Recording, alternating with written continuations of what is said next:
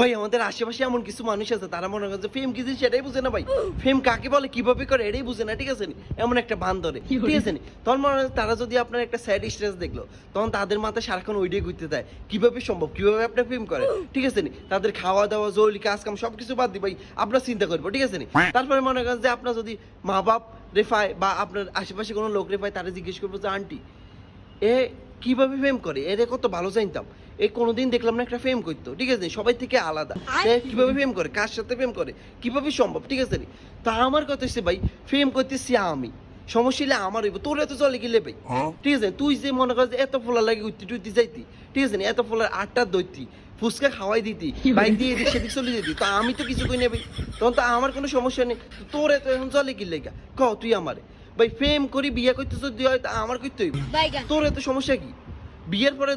সমস্যা হইলে আমার হইব, ধরা খাইলে আমি গাইয়া, ঠিক আছে কিন্তু একটা কথা মনে রাখবি বিয়ের সময় কিন্তু তোর দাওয়াত দিব না ভাই, তোরে দিব না, তোর আশেপাশে সবাই দিব কিন্তু তোরে দিব না, ঠিক আছে মনে রাখবি কিন্তু হাগল নি কোনো।